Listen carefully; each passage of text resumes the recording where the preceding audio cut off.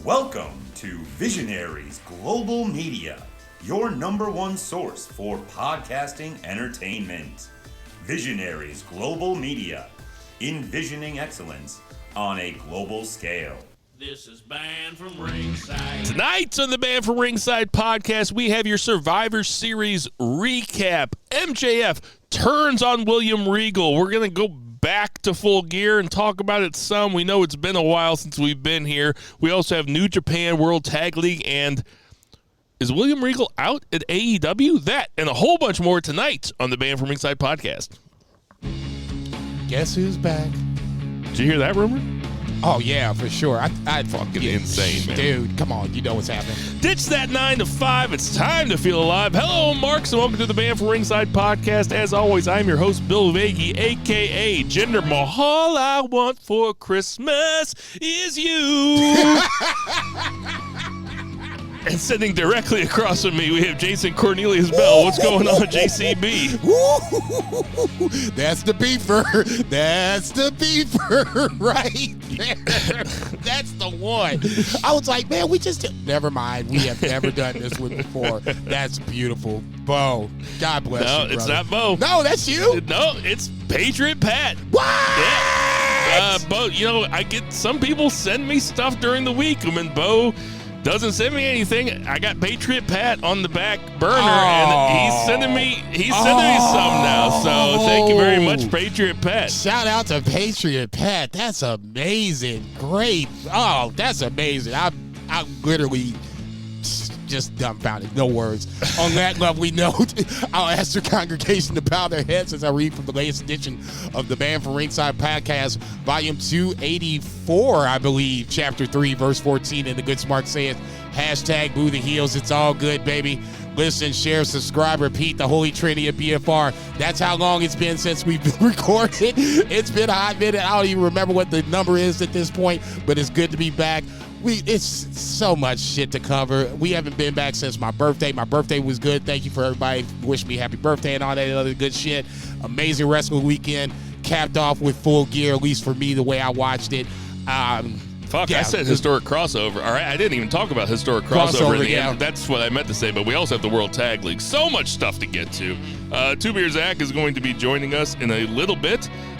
Poor guy stuck at another work happy hour. Yeah, right? Womp, womp, womp, womp. So, did you have a good Thanksgiving? It was good. I was at the house, watched some wrestling, fed the cats, ate me a nice steak with cream spinach, mashed potatoes. Ooh. Watched the couple of football games. It was perfect. If I couldn't have scripted it any better. Couldn't have scripted it any better. That sounds real good. How was your Thanksgiving? It was great. Filled with family and fun and drinks, and my little baby girl had such a great time. We had a little party over here for my birthday. The Friday after the last podcast we did, and she was on fire, man. She is a lot like her parents. She's getting used to having this big-ass family that both of us have, and she is a little mensch. What did she eat for Thanksgiving? I mean, I guess what didn't she eat? What did she like the most? I guess there's the best choice of words. Man, she just fucking eats. Like, all she does is fucking eat. I think I might have said this before, but I thought for like the first 3 years of her life, I'd just buy some applesauce and give it to her. Right. Fuck no. She's eating Indian food. She's eating Korean food. She's eating, oh man, she eats everything. She eats fucking everything. But tonight, she's with her grandparents, and my wife is gone, so we can be as loud and get as fucked up as we want. Hey, I got some blow. You want to do some blow? No, kidding. I ain't got no blow. I'm just kidding. Man, come on, man. You ain't supposed to do that shit. I don't do it anymore. I'm 43 years old. I say, I'm 49. Hey, check it out. Yeah, right. I say, we'll talk later. I certainly don't do it on Thursday nights, though. So, let's get it going. Yes. Let's kick it off with that. Let's go to the 3 count. 1, 2, 3. Today, my mom's like, how do I find your podcast? And I finally told her, and I hope this isn't the first one she listens to. Oh, my God. Welcome, Mrs. Vagey, to the Band From Ringside podcast. I'd be better off threatening the assassination of a sitting U.S. Senator. JCB, kick it off. God, that was a train wreck, speaking of which. One count, there's so much to talk about, but we're going to go with the most recent story that we didn't talk about. That was obviously Survivor Series that happened in Boston on Saturday night of Thanksgiving weekend.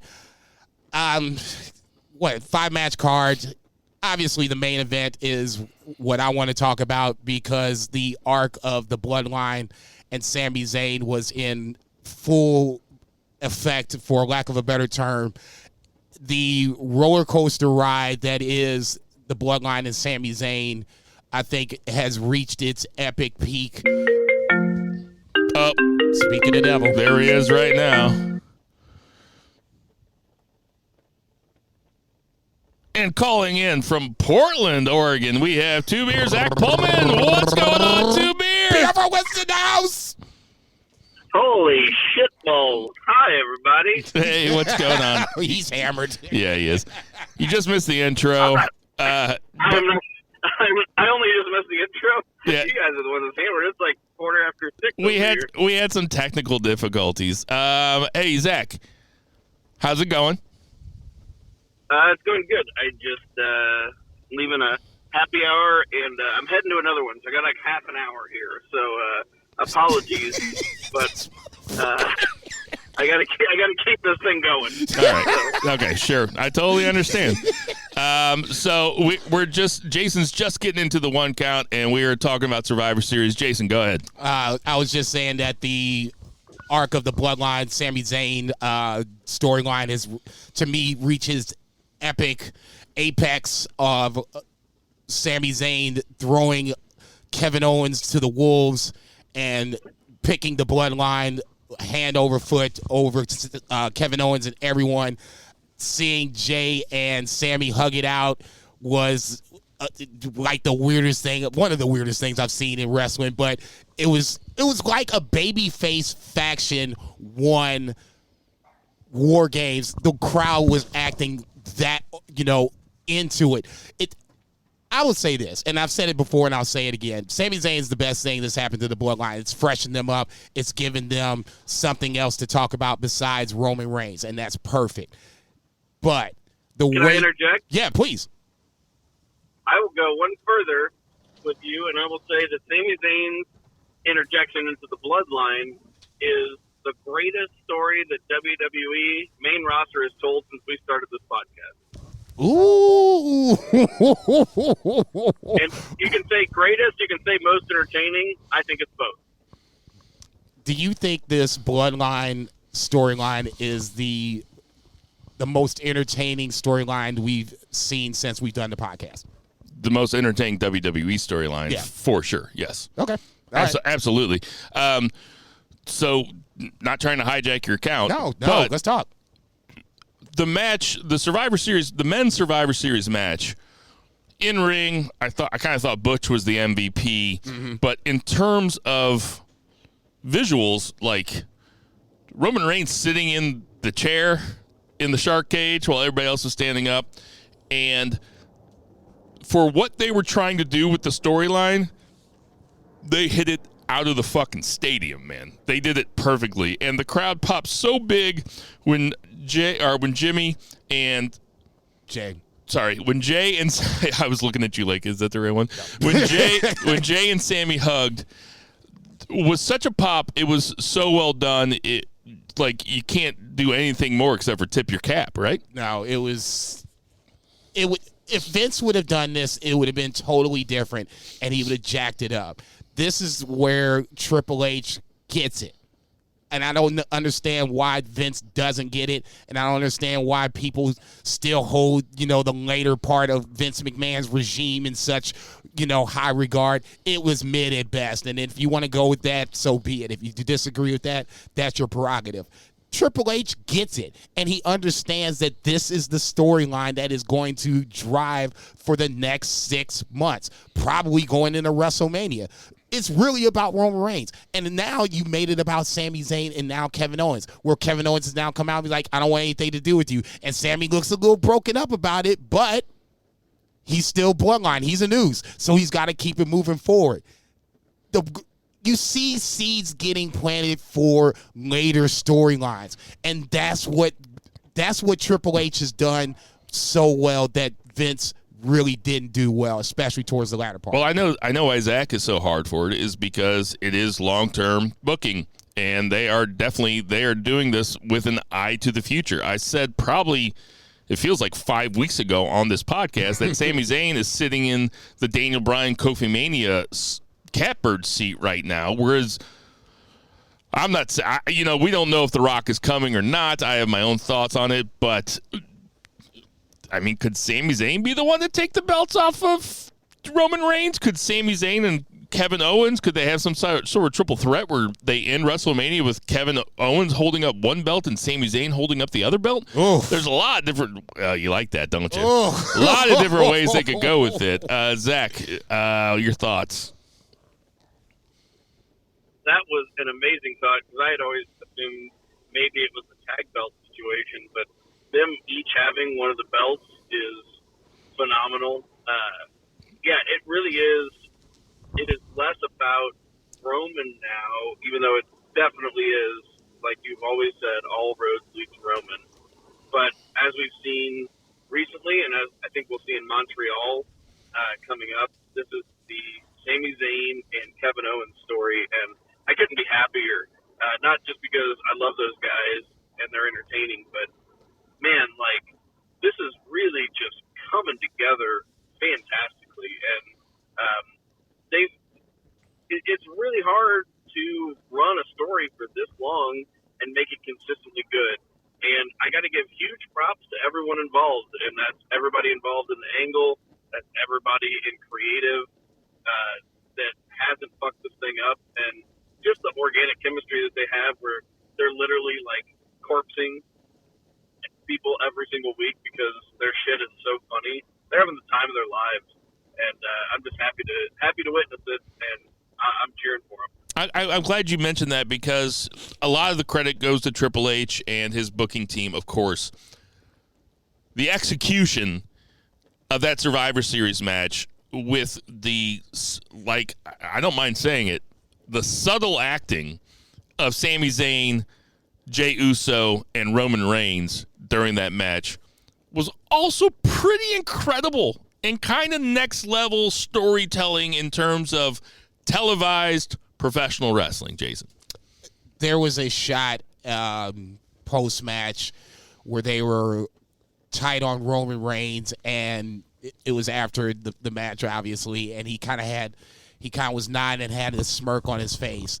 You know, it's like, you know, everything is coming together. You know, it's like I foreseen it. You know, it's like he's this great mastermind, and now he's, you know, Sami Zayn has passed his test. The bloodline is, you know, whole with no cracks, yada, yada, yada.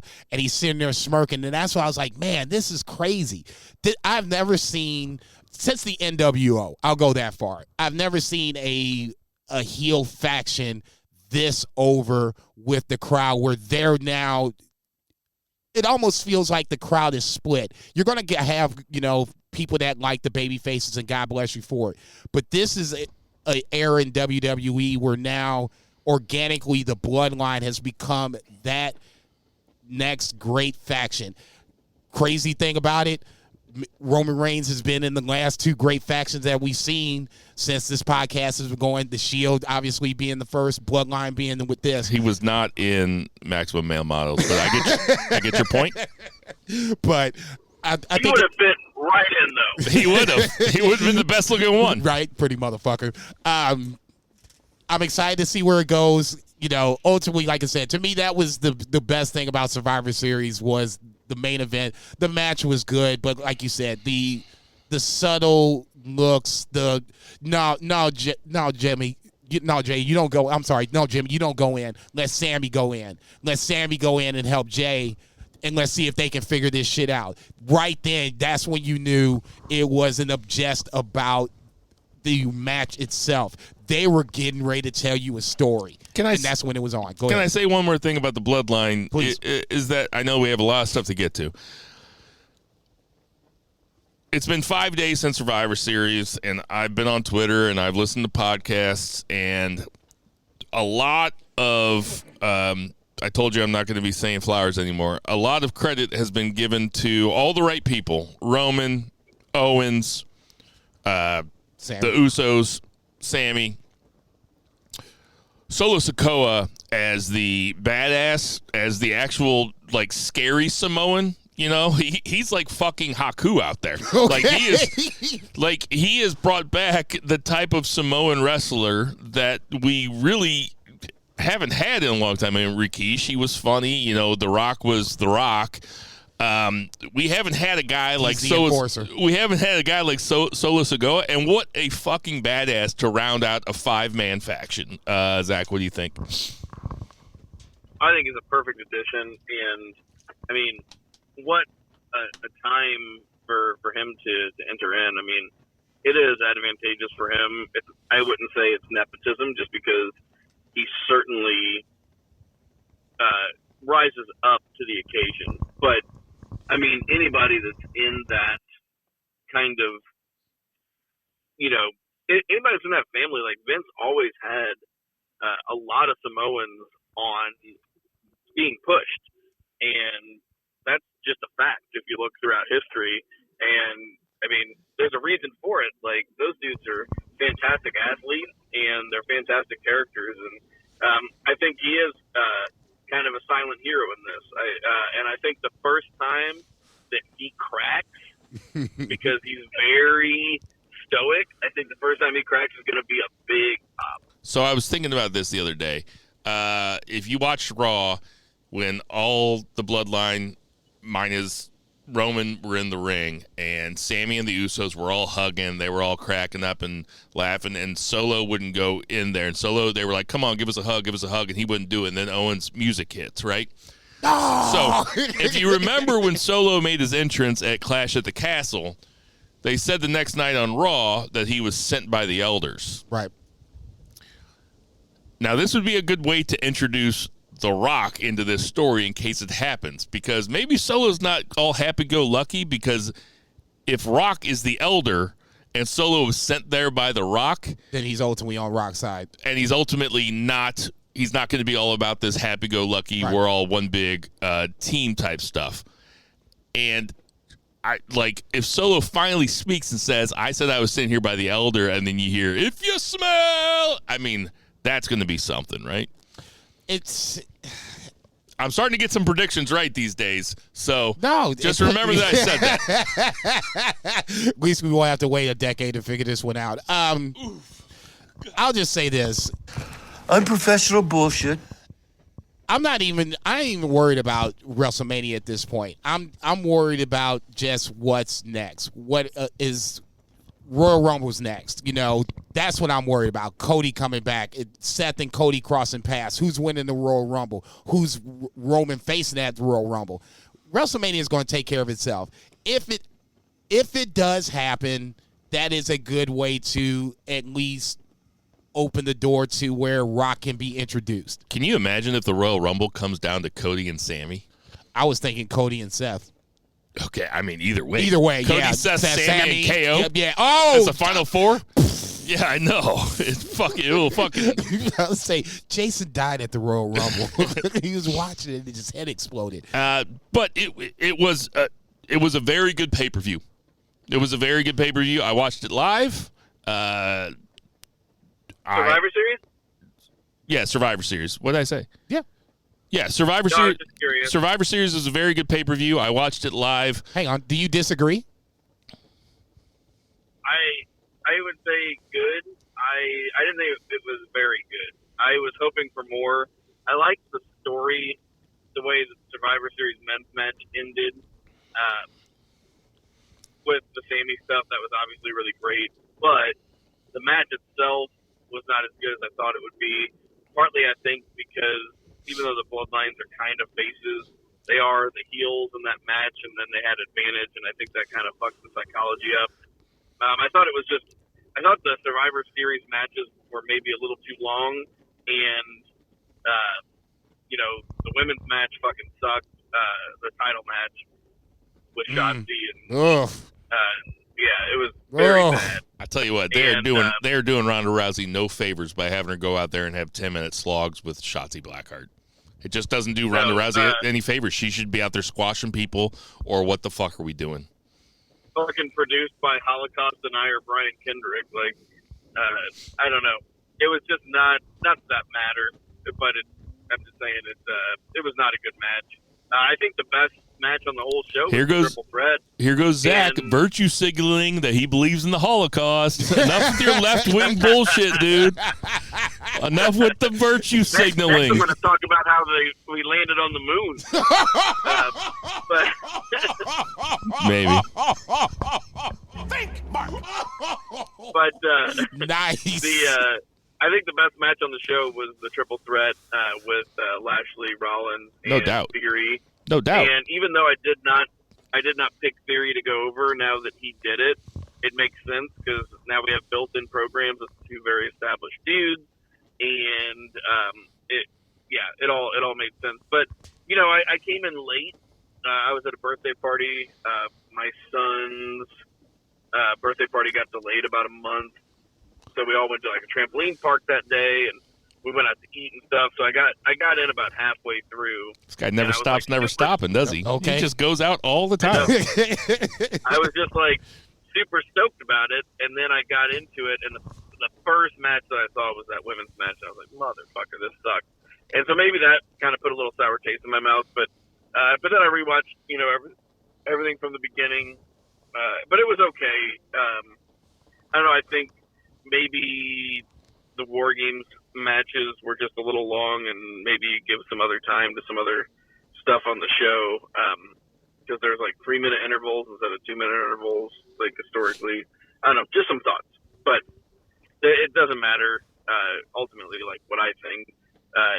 But it did kind of serve its purpose, and it left with a good taste in our mouths because of the Samoan bloodline shit. That was good.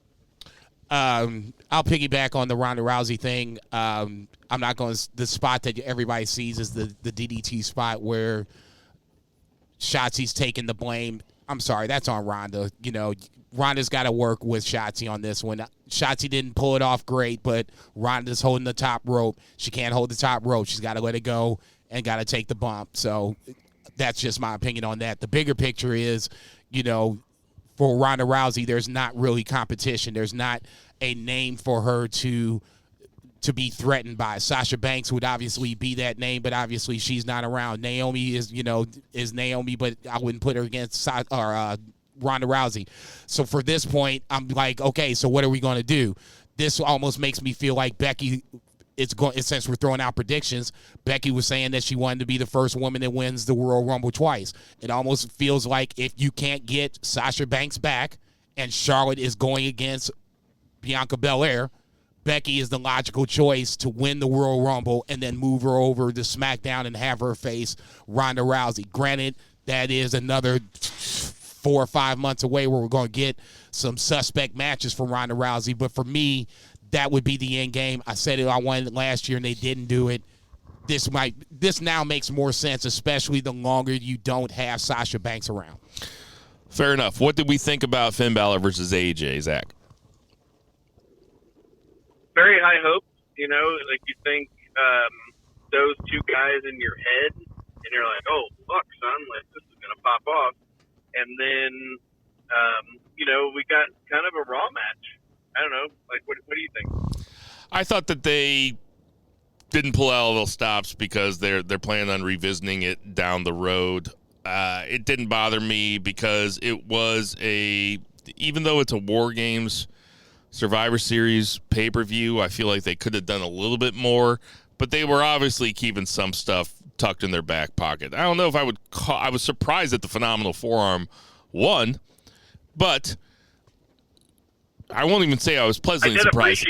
That's the way it should be. The finisher should win. That it wasn't like I did appreciate that it wasn't like a fucky finish and there wasn't a lot of interference because, with the OC and with the Judgment Day, you kind of expect there to be a whole. I was like, I don't know. I was like, maybe they should have done like an OG Survivor Series match with those. Stole my thunder. People. Stole my thunder. That's exactly what I was going to say.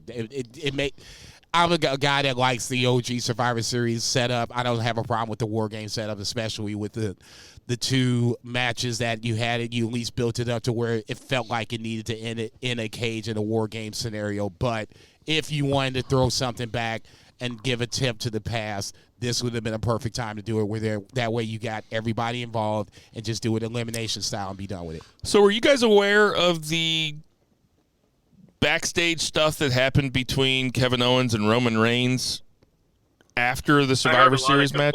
Stories, yeah. Okay, so the idea being that Kevin Owens slapped Roman so hard that he injured his eardrum and that there was legit beef between them. Roman Reigns felt like it was a potato. Sorry, apologies to Eddie Kingston for using a insider term, but that it was a potato. They fucked up his eardrum, and Triple H. Apologies to Orida. Triple H Triple H apparently that night got those two guys in a room and said, "Hey, you guys gotta talk this out. You guys figure it out right now." First of all, if that story is true, that is the type of top-down leadership that you probably want in a locker room, because Triple H, of all the things that Triple H is, ultimately he's probably one of the boys and probably still feels like one of the boys and probably has seen things like that happen and seen things like that fester and gone down kind of kick the ball down the road, whatever the term is, kick the can down the road until it actually ends up kind of blowing up in people's faces. So apparently Triple H, yes. So apparently Triple H kind of nipped it in the bud that night. They got back on track, if Raw is any indication, because it looks like Kevin Owens is still very, very much involved in that top of the card storyline. Jason, do you know that? Have you seen the slap that they're talking about? And it didn't look to me. Well, what did you think about it? I did see the slap because I had to go, because it intrigued me, so I had to go back and look at it. Apparently, it was an unplanned spot. I mean, he got him, no question about it. He got him. But, I mean, it's a part of the game. I mean, I get Roman being pissed. I get it. But that's kind of what we sign up for when we do this sort of thing, I don't want to see. And when you say we, you're talking about the boys. The boys that actually take the slaps. Sorry, Eddie Kingston. I don't want to see this derail the storyline that makes the most sense. Sheamus is the name that is coming up. That is, if you don't do Kevin Owens, Roman Reigns at Royal Rumble, Sheamus is the replacement. Okay, that's cool, but Kevin Owens was still the focus, and he was the focus, coming out of the Survivor Series and then next Monday night on Raw. I hope they just stick to this storyline and stick to it, because it would make the most sense. It sucks that it happens, but it is what it is. It's the business that they in. Zach, please make a comment on something that you're not qualified to talk about as a podcaster, but talk about like you're an insider, please. So, you think Jericho cried when Ishii split open his chest? No. He bladed it himself. End of story. Isn't this the thing? I can't help but think, but isn't this the thing that Andrade made fun of Sammy Guevara about? Hey, Roman, stop being Sammy Guevara. Ooh. Should I say it? Oh, are you going to put... I ain't going to tell you that... You're a grown man. You can do what you want to do. I'm just waiting for you to say it. That's all. Come find me, Roman. Ah! Roman Reigns on the list! You fucking pussy. We want the champ. We want the champ. It did not sound great. Like thinking about it, it's like just, Roman has the right to be mad about whatever, but it sounded like, just from an outsider's perspective, he was being a little bit of a prima donna. It did. It did sound like it, without question. But if the story is true that Triple H put him in the room and have him talk it out, that's perfect, because that's how you keep shit rolling along. Perfect. I just want to do one quick sidebar on Austin Theory for 30 seconds. Please. I was a little surprised. It's ours podcast. I was a little surprised that he won, but it makes sense. It resets Austin Theory, but then ultimately it takes Seth Rollins away from that mid card. God bless Seth Rollins. I want him to be a champion, but he's not the U.S. champion. He needs to be, at this point, it's world title or bust. Well, same with Bobby Lashley. Well, yeah, I mean, he's a jet riding, lingerie wearing, alligator shoot stomping dude, and he should be in the main event. I'm glad you brought up Seth Rollins, though, because if he is going to go up on the card, or if Bobby Lashley's going to go up on the card, where the fuck do they go?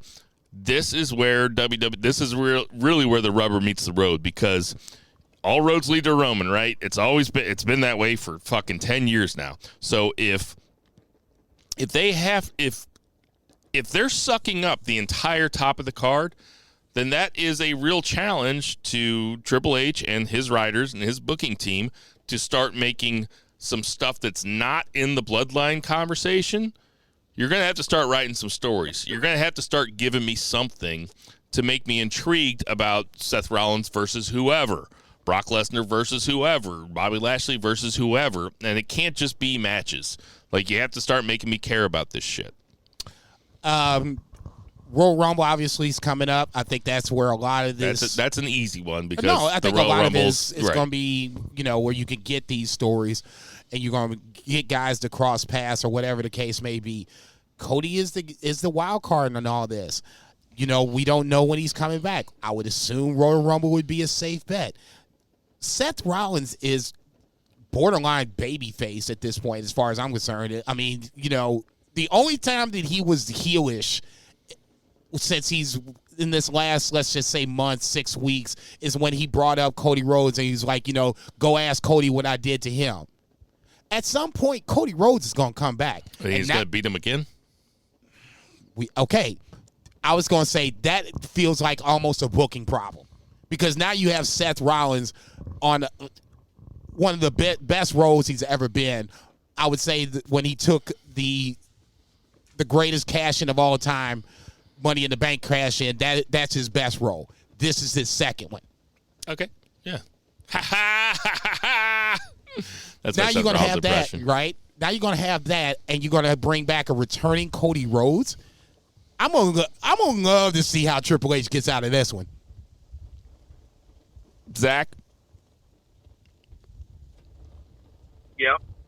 Okay. All right. So that's gonna do it for our one count. I say shit, motherfucker. We got shit to do. we just I thought, oh man, we didn't have a pregame talk with Zach. Hey Zach, what's the 2 count? The 2 count is whatever you want it to be, because I'm parking, and I will call you back. All right, call us back. As soon as I'm available. Call us back when you can. This motherfucker, yeah. See you, Zach. See you guys. All right, so we'll go 2 count. We will go AEW Dynamite last night, and we'll go back and we'll talk about Full Gear as much as we can, but it really seems like a long time ago. Did you enjoy Full Gear? Yeah, ultimately I thought it was a really good pay-per-view. Just going back to look at it really quick, nothing too surprising. Saraya wins, not a huge surprise. Joe falling into the double title, I thought was a little bit of a surprise, just the way it fell out. Jamie Hayter, obviously, huge Jamie Hayter fan. It was good to see her win the title. But obviously, we can start with, at the top, MJF winning the AEW title with a lot of fuckery, with William Regal sliding in the brass knucks. I didn't think it was the best match, MJF versus Mox.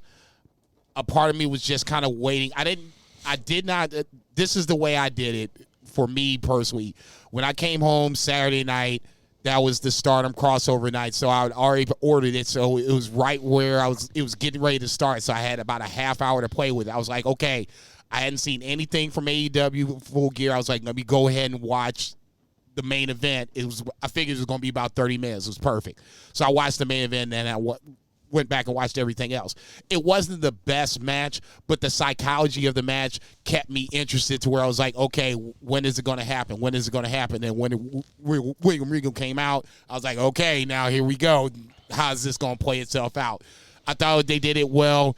MJF obviously wins. No problem with that. I think Mox right now better in chase mode, and if he wants to go away for a little bit, or possibly feud Hangman Page. Well, it looks like he's feuding with Hangman Page. That's something else that he can do as well. But ultimately, 4 hours, I didn't think it was that long. It felt like it really just, did what it needed to do. Unfortunately, once again, Jade, I think, was the low point of this card. This was a Ronda Rousey-esque match. It's the first time we've really seen Jade in a lot of trouble, but another story for another time. They did those women no favors by putting them after Luchasaurus and Jungle Boy and Death Triangle and the Elite. Yeah. And then Nyla Rose and Jade Cargill have to come out of that. I mean, that is a popcorn match. It's a popcorn match. It's the shower match. I mean, it's the shower match. My favorite match of the night was the ROH match, personally. I will say this. I told you I was playing poker with my buddies that night. There were 9 of us there. Bo and I talked our buddy into buying the pay-per-view. So he had the pay-per-view. He has 4 TVs in his basement. He had the pay-per-view on 2 different TVs. Nice. And like always, when you start watching wrestling with people that don't watch wrestling, they start off being like, what the fuck is this? And then all of a sudden, everybody's just kind of watching it. Hey, motherfuckers on you, better check. At one point, Aubrey Edwards was the referee, and I was like, Aubrey Edwards is a piece of shit. And Bo was like, yeah, Aubrey Edwards. And our buddy AJ goes, you guys know the ref's name? And it's like, oh, yeah, we know the ref's name. But I went back and watched what I wanted to watch. I didn't rewatch it all, so I didn't watch it all that closely that night. I went back and rewatched everything I wanted to watch. It was a AEW pay-per-view. It was above average. It was well worth $50. I paid my buddy $40 of it, and my other buddy paid $10 because I wanted poker.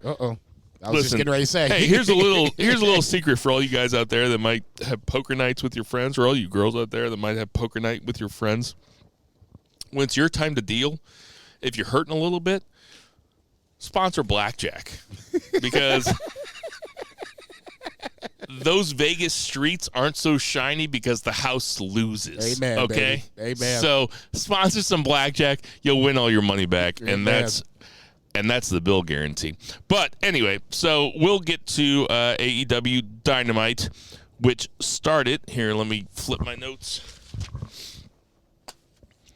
So it started with Moxley coming out and cutting a very standard Moxley promo saying nobody can fuck with me. The week before, he came out, said he wanted Regal's ass.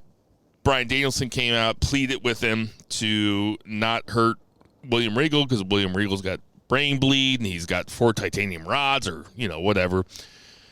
Moxley gave him the...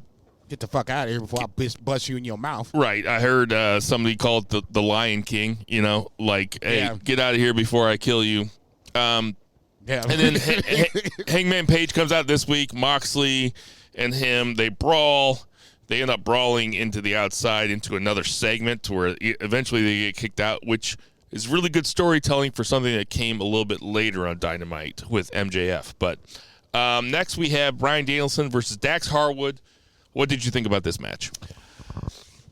Dax Harwood always just seems like he rises to these occasions, and this is stuff that he really likes to do. I'm not calling for the breakup of FTR by any stretch of the imagination. I mean, hell, they're getting ready to get the Beef of the Year. Why would you break them up at this point? I mean, the highest award that you can get in wrestling. That being said, this was another great chapter in the Dax Harwood singles repertoire of matches. No real build-up before this except, Dax just wants to do it and just tests himself against Daniel Bryanson. I thought this was done really well. Both guys look good. Dax Harwood tapping out means, it doesn't hurt him. He's a, quote unquote, a tag team guy. Him tapping out to Bryan Danielson shouldn't be, a surprise. The fact of the matter is that Dax Harwood is just a good fucking professional wrestler. It's time to put a lot more respect on his name. Couple things here. This match would have benefited from a little bit of story. Just any story at all. Even just a sliver of a story. But I know that there are match heads out there that would have been tape traders back in the day, which maybe I would have been, but we're not back in the day. We're in 2022. And while this was a good match on paper, and it was a good match on the screen also, without story, it really ain't professional wrestling. So as much as I enjoyed watching it, I watched every single bit of it. I was putting baby clothes on hangers while my daughter was fucking running around. We have a nice little Wednesday laundry party while my wife is downstairs working, and me and Edna May watch the first half hour or first 45 minutes of Dynamite, and then I put her to bed. I put it on pause, and I come back and watch the rest of it. It was fun to watch. The other thing that I'm going to say about this is that there's for all the AEW haters out there, which I'm not. I'm an AEW sexual, obviously, but I also watch WWE, and I'm not a hater of either. I watch both completely, not because I'm a podcaster. Even if I wasn't on the podcast, I would still be watching it. That's the thing. This is just gravy. I would still be watching it, but now I get to talk about it all the time. For everybody that says that AEW is misusing Bryan Danielson, it seems like this is what Bryan Danielson wants to do. He wants to go out there and just have 20-minute matches on television. He wants to go out there and work the crowd and do what he does best. And what Bryan Danielson does best, he is the best at, which is professional wrestler. He's unbelievable. This was a great match. Ends up with Dax Harwood tapping out. I have no problem with it. I just wish that AEW would let stuff breathe on the TV show, because Dax taps out and then they go to the next thing, and then something happens, they go to the next thing. It's like, just let shit breathe a little bit, and I wish that there was a little bit of story behind it. But that's been a complaint of mine for about 3 years, so I don't see it changing anytime soon. No, this is how Tony tells his stories. There's worse problems to have. Yeah, for sure. Up next is Ricky Starks cutting a promo. What you think about that? It's good to see Ricky Starks getting this spot, to see that he can have crowd behind him. We've seen him as the heel. Now we're going to try to see him as a babyface. He's not going to be the top babyface. Obviously, I would assume in 2 weeks they're going to have him lose to MJF. But this is his chance to impress moving forward, to where now he can be a guy you can come back to whenever MJF loses the title. Or if, God forbid, if MJF's, prophecy does come to pass and he has this long run and has Bruno Sammartino rolling over in his grave, you're going to have Ricky Starks come back again. I think ultimately this was a building block, and it's all about Ricky Starks and what he can do for you in the future. Nice little babyface promo. He's got the tape on his, his side on his arm. So, I mean, he's coming in banged up, but that's not going to stop him. They're doing everything in their power to make Ricky Starks seem as the underdog babyface, and his promo leads into that. Good shit. Very good promo. Yeah. Not much I can say about it. He definitely leans into his babyface tendencies, of which he has a bunch. So good for him. I'm happy to see him in this spot also. Ultimately, he can talk, and I think that's the best credit, because we see him as the heel. Now we're seeing him as the babyface. I agree. We had Moxley and Hangman Page fighting backstage. That's where they got kicked out. Then we have the Jericho Appreciation Society with what's left of the Blackpool Combat Club, which is just Wheeler Yuta and Claudio. Claudio is getting ready to have a match at Final Battle with Jericho, where if Claudio loses, he has to join the Jericho Appreciation Society. If Claudio wins, he wins the ROH heavyweight title. I'm going to say, is that right? No, Did I say right. that right? No, you're right. I'm going to say something that might surprise you. Please shoot. This should be good. Daddy Magic was funny in this. I know. Okay, wait a minute. I'm always listen. Never let it be said. Never let it be said. There's still alcohol here. Perfect. Let it never be said when I'm dead and gone that I couldn't admit when I was wrong. If I am there, am I still alive? I will reel myself on up. Like, you know Please. what? Thank you very much. That doesn't mean that I like him. No. I'm just saying it's not like the Acclaimed where now I kind of like him. It's like when he said to Claudio, he's like, if you're a sports entertainer, you can do whatever you want. You like to yodel, right? He's like, you can be a yodeler. I was like, don't stop him. That kind of popped me. And as much as I think of as big of a charisma suck that I think Wheeler Yuta is, he's a great worker. Yep. He's got no charisma, and he's not much of a talker. When he told Daddy Magic's buddy, I forget his name, Angelo Parker. Yeah, when he said I hate your suspenders. Plus you wear wear a belt. I'm like, no. That popped me too. But Claudio getting all mad and them stomping out and them laughing at Claudio getting mad made me mad for Claudio, but also it was effective professional wrestling television. Oh, for sure. Because now you're I would assume, and we could talk about this here in a little bit, with William Regal getting, going against Moxley, obviously, and then we'll talk about what happened with William Regal in the MJF segment here in a little bit. It feels like the Blackpool Combat Club loose affiliation to begin with is even getting more loose, if not dissipating before our eyes. Obviously, you have MJF and William Regal going their way. Moxley is now, starting to focus on, I'm assuming, Adam Page, who's coming back, knock on wood. Then you have the other two guys that, are a tag team, not really, but, they have this, affiliation because it's the Blackpool Combat Club. I would not be surprised if Claudio does lose, just for the simple fact that it feels like the Blackpool Combat Club is breaking up in front of us. It's just a slow breakup, and now you're just taking the pieces away one at a time. Well, if there's no Blackpool left. Without the Blackpool guy. So now you're just breaking them off piece by piece and giving them their own individual storylines. Look, I'm not a huge fan of Claudio going to JAS, but the fact that he would just be the unwilling participant in this nonsense, it would at least be a little funny TV. Nah, he's gonna win. Okay. They're not gonna do it. I'm calling it right now. Don't let me change my prediction next week. What? I'm calling Claudio. Okay, never mind. We ain't gonna get into a long drug out a conversation about how I try to lock you in the prediction and you changed it anyway. That happened one time. We've been doing this fucking podcast for 5 fucking years. You know how many predictions we made? Thousands of predictions. Thousands. Did you not know I hold a grudge like a luggage, maybe? Yeah, I know you do. God, I'm just still glad I'm on your good side. Barely, right? So we have hanging on by a thread. AR Fox versus Samoa Joe. AR Fox is a real talented dude. Real talented dude. Love seeing him.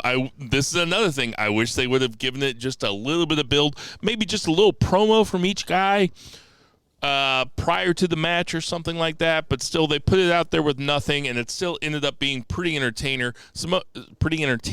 Samoa Joe wins with a muscle buster. AR Fox looks fantastic. Wardlow cuts a promo on Joe. I think Wardlow needs a manager. AR Fox, I think, is obviously amazing talent. I think the problem, well, I shouldn't even say the problem. I think the reason why you don't have these pre-match promos, vignettes, whatever you want to call them, is that AR Fox kind of goes into the AEW fan base's wheelhouse. It's more of an indie crowd where the hardcore AEW fans know who AR Fox is. Now, does that help with the casual fan coming in? I'm ready for the shot now. I see you. Does it help for the casual fan? It's an audio medium. No, it doesn't. But I totally get what you're saying with this. I'm torn because I like AR Fox and I want him to be on TV, but on the same aspect, there was once again no build to this, but they had a good match. And what do you think about Wardlow's promo right after? A part of me is waiting for it is what it is. It's babyface 101. It's babyface 101, but he says he blames Samoa Joe. This wasn't the crux of the promo, in case you didn't see it, but he blames Samoa Joe for the terrible name War Joe. That wasn't on Joe. Yeah, but he blamed him for it. Yeah.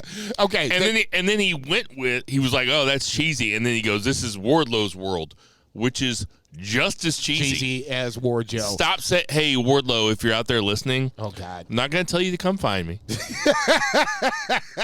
I am going to say, don't say Wardlow's world anymore. It sounds stupid. It sounds like a video game or something. It sounds really stupid. Well, it feels like a T-shirt ready to be made, but ultimately, one that stupid people would wear, maybe. Well, look, there's plenty of people that like Wardlow out there, and I ain't mad at you for it. I just didn't. I like Wardlow. Just don't say Wardlow's world. Okay, in this scenario, I'm waiting to see how this plays out because Powerhouse Hobbs has to be in this mix, some forms or fashion. Obviously, we saw the vignette with him walking the streets, and it feels like we're going to get more of a backstory with Powerhouse Hobbs, which is cool.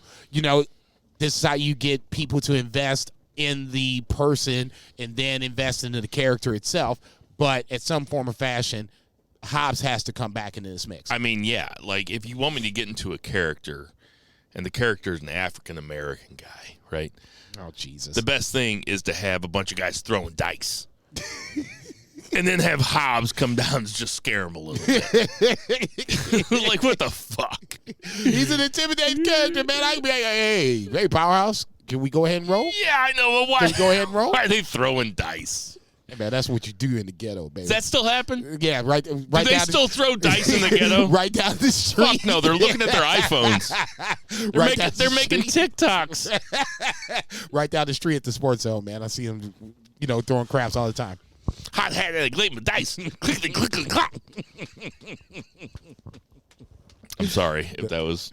Don't ask, because if you have to ask, it's racist. I wasn't going to ask. I knew it was racist.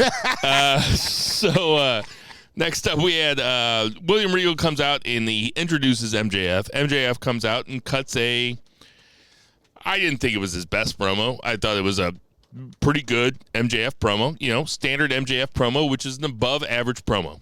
It was filled with teases, innuendos. He all that talked about trips. Talked about Nick Khan. He called Nick Khan Saint Nick, good old Saint Nick, which I liked. He said, I'm talking about Khan, and then he goes, I'm not talking about Tony. I'm talking about good old Saint Nick. Saint Nick, yeah. Bidding War 2024. Bruno Sammartino, obviously, I talked about Hulk rolling Hogan. over in a shitty grave. Yeah, Hulk Hogan, Jeff Jarrett. I mean, I've said this before. I'll say it again. He doesn't. What I appreciate about MJF is that he doesn't, or maybe AEW, they don't act like WWE doesn't exist. Like, don't treat it like it doesn't exist. Hang on. Once again, we're all grown people. Let's give Triple H his credit. Since you want to say flowers, I'll back you up for 30 seconds on that one. Let's give Triple H his credit. Since he's taken over, that has not been a mandate. They have obviously acknowledged other corporations, other promotions, to the point where Michael Cole has said, fill in the blank, and people have lost their goddamn shit. So let's just say pre-Triple H, they acted like we were stupid. AEW has at least acknowledge the fact that Wrestler A has been in WWE, this place, that place, and another, and now they're here to put their talents out on display. The big part of this segment was MJF put Regal down. So, like I said in the intro, he put Regal down, and he said, "You made a deal with the devil. That makes you stupid or something." And then he said, "I'm going to leave you with what you said to me 7 years ago. Show me your stuff." If that's Regal's sign off on AEW, yeah, round of applause. Yeah. Nice year run for Yeah. Regal, and it was a year run for the Blackpool Combat Club. That's good. Regal going back to WWE is a little bit more intriguing to me, honestly. But let's talk about what was on screen.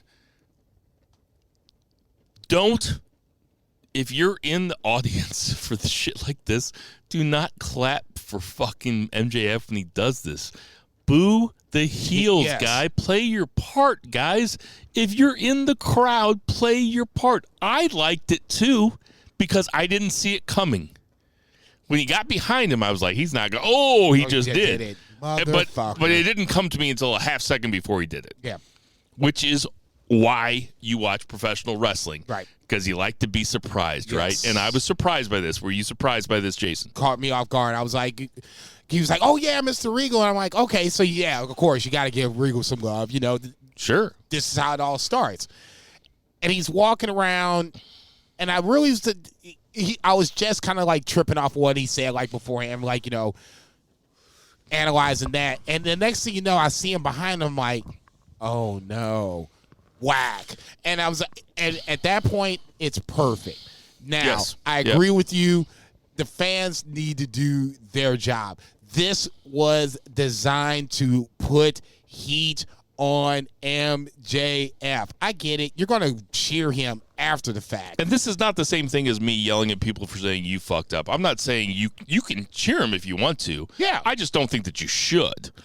In this scenario, if you're chanting you fucked up, fuck you, you're an asshole. But you try that and see what happens. If you're cheering, that's fine. You can cheer all you want. I just wouldn't. In this scenario, it was designed for you not to. They want you to boo MJF. Here's the problem, and this might make MJF. This probably makes MJF really like one of the more compelling wrestling characters that we've seen in a long time. Is that he's a heel, right? Right. Regal flipped heel just 2 weeks ago. Right. And then he puts Regal down Right. after, Regal's got the brain bleed. They gave Regal the stretcher job, you know. Daniel Bryan comes out with one boot on because Excalibur did a fantastic job of telling the story. Oh, Bryan Danielson was back there. He was, getting undressed and then, heard what's happening. getting worked on, getting massaged after he had that brutal match with Dax Harwood. Spectacular job of storytelling by Excalibur, as always. Love Excalibur. Yep. He's fucking great, man. And so is Taz, and so is Shivani. In their own little way. Tony Schiavone going over the top was, like cursing on air. He was like, that piece of shit. I was like, damn, Tony. It was really good. Perfect. Agreed. Lost my train of thought. I'll pick it up. I'll go like this. I'm I want getting to take text messages from motherfuckers. Go ahead. I want to take it to the next step for you tease the question about William Regal going back to WWE. I think this is the sign off on him going back.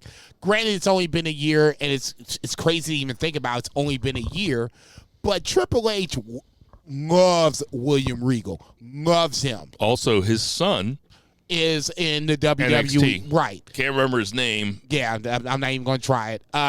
It's not Billy Regal, though. No. It's not Regal. You wish it would be because it would be that simple, but it's not. You would want him to be next to his son and be able to, mentor his son. He probably others. wants to go back to his son. Yeah. Of course. If Vince wouldn't have pushed him out, he wouldn't have left. A legit shocking moment, though. For sure. Just for the simple fact that kayfabe style.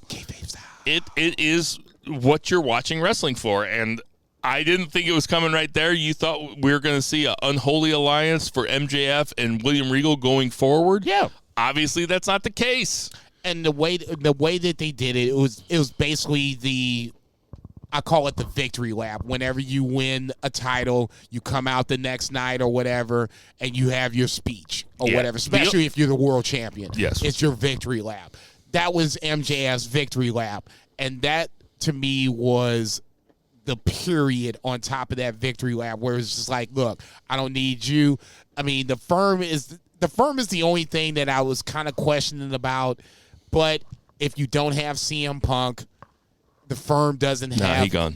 Well, the firm was designed to be the CM Punk, I guess, obstacle course for MJF.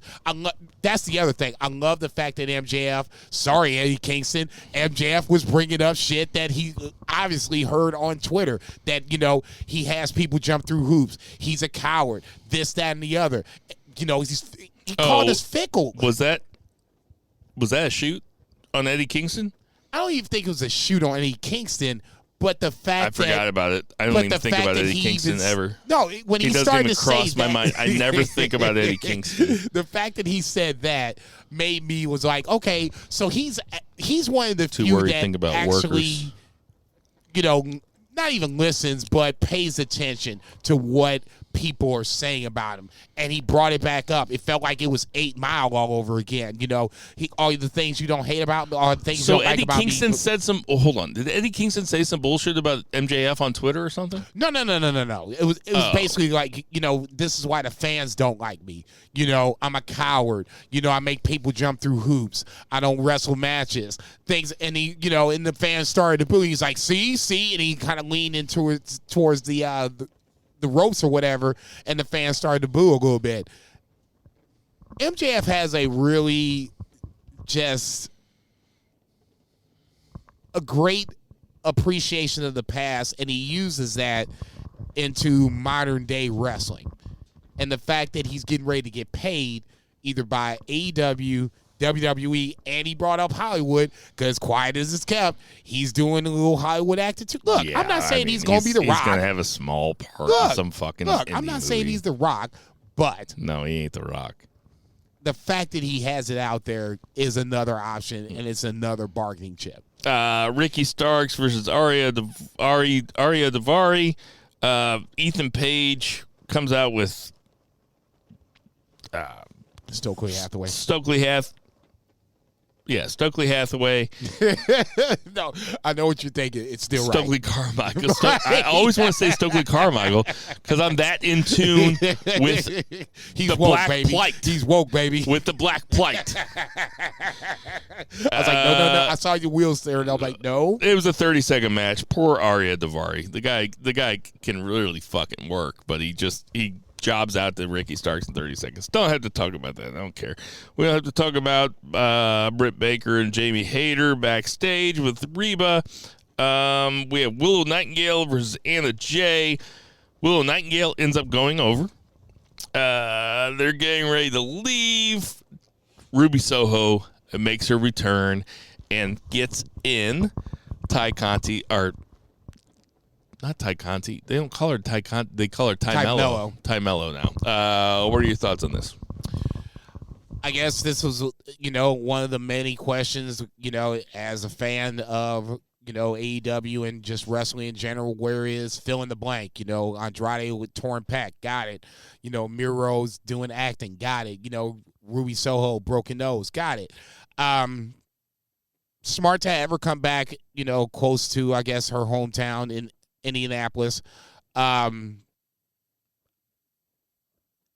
It's just, here's my problem with it, I guess. Ultimately, this feels like WWE to me when Tony Khan is doing the women's division. He deals with a certain amount of women. Jade, just because I know we're getting ready to talk about her in a little bit. Britt Baker, Jamie Hayter because of Britt Baker. and really, it's Saraya. I apologize because of Britt Baker. It feels like it's so top heavy that Willow is someone that I think is an amazing talent, and I think that has a huge babyface with potential. That she should have been the one. I know that Chris Statlander is the one that Tony Khan wants to have break Jade's streak.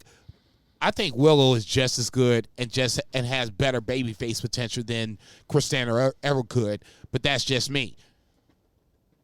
I think it's too top heavy where now we're focusing on 3 or 4 women versus the division itself. Saraya's getting in because of name recognition, but then moving forward, once you get her past Britt Baker, then what?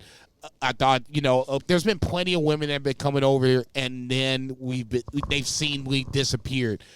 There's a core of the women that Tony works with, and that's really about it. Once again, 1 women's segment, 1 match. I'm sorry, 2 women's segments, 1 women's match. To me, until you break that cycle, it's good to see Ruby Soho back, but there's not much hope. Speaking of Saraya, when it comes to the predictions for Full Gear, please, because I was about to say, I was a little... You came in second with 9 points. I'll take second. I wasn't last. Bill came in third with 8 points. Oh, Zach Jesus. came in first with 10 points. And he was the only one that got both women's matches right. And both of us got both women's matches wrong. He had Saraya and Jamie Hayter, and neither of us had it. So congratulations, Zach. No, but you're not on the fucking podcast, you loser. Unprofessional bullshit. Think, Mark! No, at that point, I got to see it first. I mean, Saraya is probably the one that I should have picked but didn't. And Tony Storm, I'm sorry. This is another thing that we hadn't talked about since we hadn't been back. Jamie Hayter was anointed as the Undisputed Women's Championship. Somewhere, I don't know how they did it backstage, but, Thunder Rosa isn't coming back and isn't coming back anytime soon. I think this is the reason. No, because she's still champ. Why would you come back when you're still champ? You can retire as champ. Okay. This is the reason why we should have just did this beforehand, and then you retroactively gave Tony Storm, her props after that.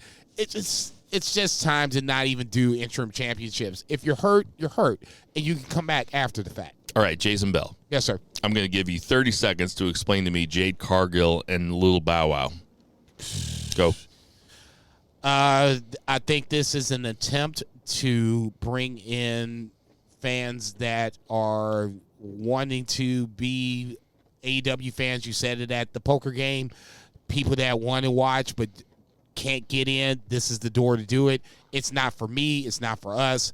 This is for the casual fan to do it. It is what it is. Did it in 26 seconds. Nice job. Still don't understand what the fuck's going on there. It's not for you. You're a wrestling fan. You're coming back regardless. Every week. Maybe not. Every week. Maybe not. Every week. MJF told you coming back. Man, that motherfucker. He really lit those guys up, man. He not me. I mean, he lit those guys up. Not me. He didn't let him. Where's the lie, though? I'm not saying I want the belt to come off MJF anytime soon, but MJF really lit those people up. Like, he had a couple lines in there where I was like, man, that really might turn people off. That's how good he is. I mean, I'll give him the props. If I'm an MJF fan. No, if you give him the title, this is it's a tightrope. CM Punk was a tightrope. So we had the third match in the Death Triangle versus the Elite. Best of 7 match. The Elite go over finally, so now it's 2-1. What did you think about this match? I thought it was the weakest of the 3. I think it was It was only 12 minutes. It was the weakest of the 3, but it was another good piece of storytelling where now you're seeing Phoenix, who was the instigator with this hammer, is now having the crisis of conscience and stopping Penta from using the hammer. And then post-match, you had Death Triangle kind of beefing amongst themselves. I don't expect them to all be AEW full gear matches. I'm not asking that. But as we go along, I need to see the story develop. And that's what they're doing. What they do in the ring is what they're going to do. I'm not even worried about that. I just need the story behind it to develop. And that's what they're doing. No problem with the match itself. And Elite's not going down 3-0. That's just crazy. It's been a while since we've had a best of 7 series in Major League Wrestling. And when I say Major League Wrestling, right. I mean... I can't... When was the last one we had? Cesaro Sheamus is the last one I can think of. And they didn't have the 7th match. Well, the seventh match, they brawled into the crowd.